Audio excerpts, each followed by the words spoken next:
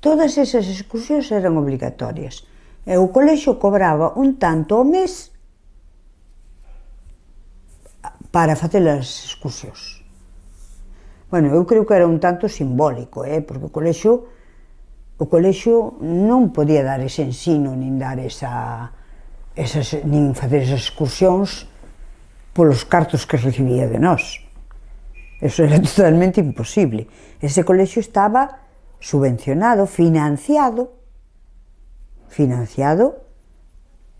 eu creo que fundamentalmente por don Antonio Fernández, que era un home moi sinxelo, moi sencillo, moi humilde no trato coas persoas. Era unha persoa de moita valía, para min causaba moita admiración, porque eu penso que el foi, non sei se alguén máis colaborou, eso sí que xa non sei, pero el foi o que financiou o colexio.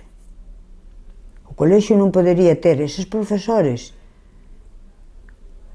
nin ter esa comida de calidade, nin ter esas actividades, se non tuvera o financiamento de unha persoa tan extraordinaria como foi don Antonio Fernández, que vivía nunha casa ali cerca do colexio.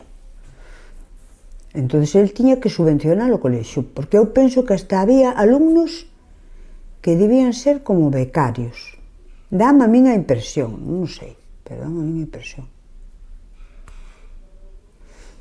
Entón, pois claro, el dedicou parte da súa fortuna a financiar o colexio.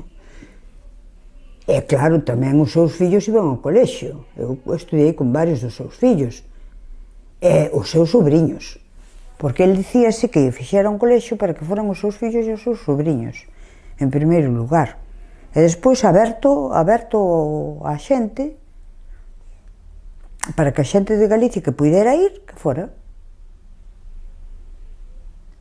Entón, meu pai dicía yo, pero ese colexio, non sei quen lle dixo, pero ese colexio debe ser moi caro, dixo meu pai.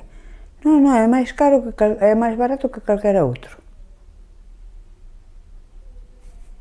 Máis barato, con todas esas prestacións que daba. Entón, eso era imposible.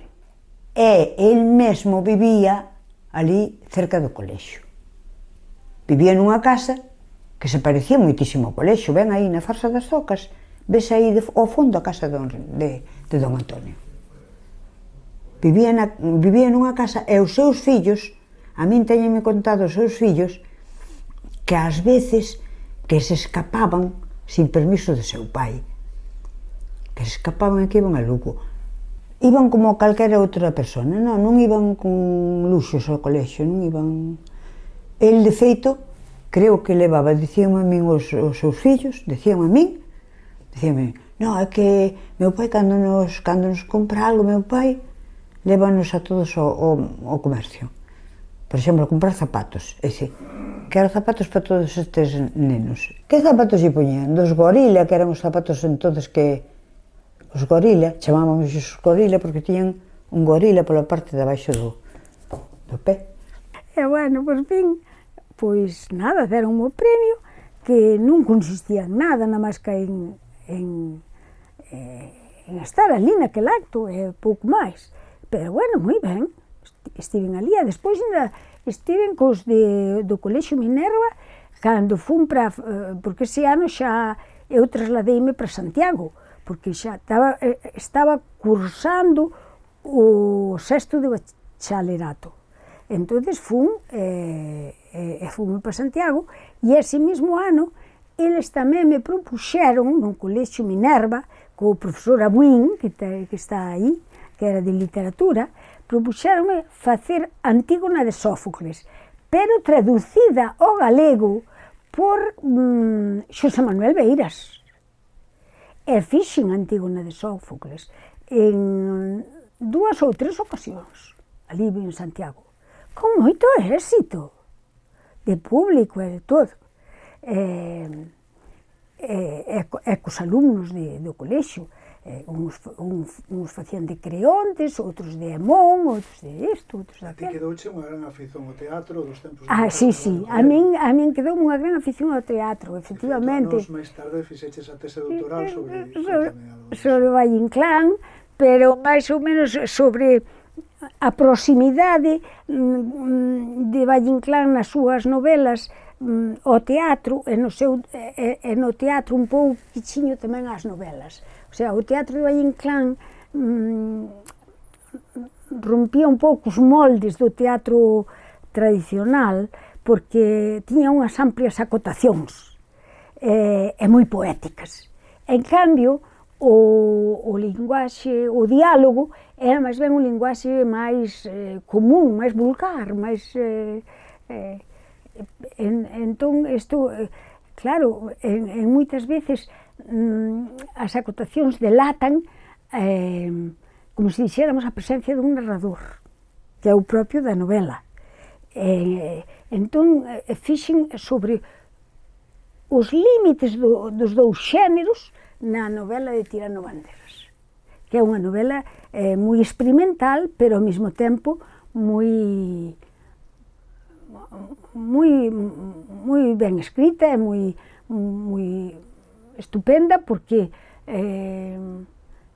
é a primeira novela de Tirano, eu creo. Despois viñeron un montón delas en Hispanoamérica, pero a primeira novela de Tirano é a de Tirano Banderas. E ademais, Banderas, porque é el crea, esa novela é moi innovadora, porque busca presentar a simultaneidade das cousas, como ocorren as cousas en simultaneidade, e busca ampliar o tempo polo espacio, e busca tamén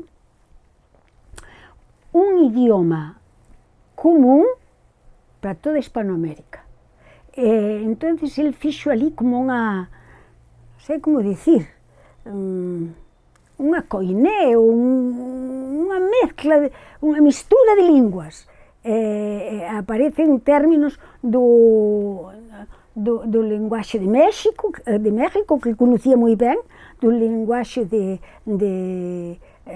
Argentina e de outros países, que ele coñecía ben tamén, porque estuvo coa súa muller, Josefina Blanco, e coa compañía dela, facendo teatro por Hispanoamérica.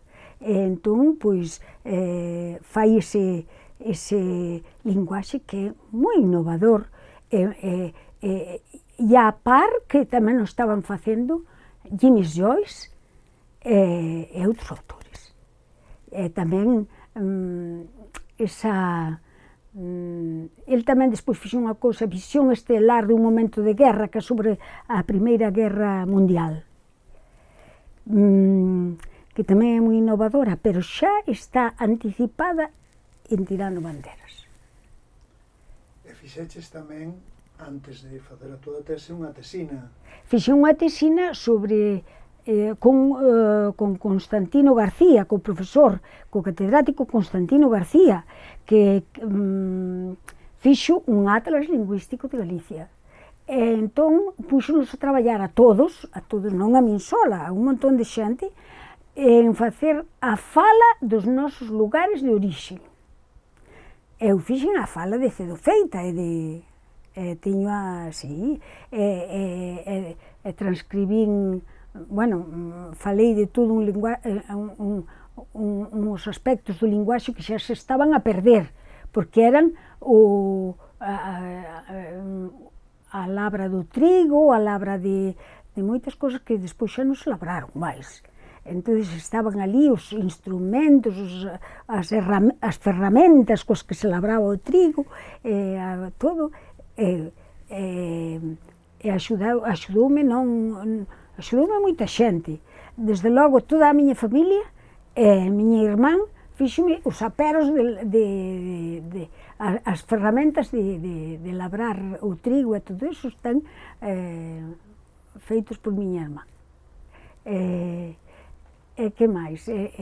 E bueno, nada, e despois axudoume a familia do meu marido, que tamén me aprendi con eles moito linguaxe moi particular, moitas palabras que eu nunca ouvira en Ceufeita.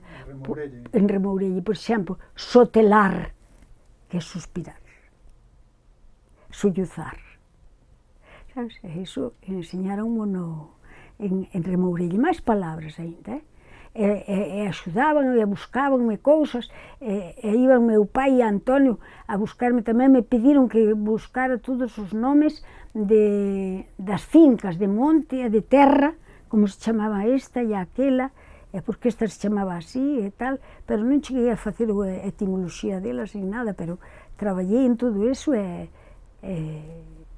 levei a máxima nota, desde logo. Porque, claro, eran moitos a traballar para min. Así que tiña que repartir algo con eles. Sí. Tiño aí, hecho de enseñar agora, xa verás. Sí. E tamén me fixo os dibuixos do muiño, pois fixomos Fermín. Fermín o profesor de dibuixo do Instituto Xaime Ferrán, se chamaba, Instituto, agora chamase Dionisio Gamallo Fierros, pero non sei como se chamaba. Chamábase dunha maneira, non me acordo como era. O Instituto de Ribadeo, que estiven ali un ano de profesora. Sabes? Sí. E a min, ademais, Fingoi e Carballo Calero, pois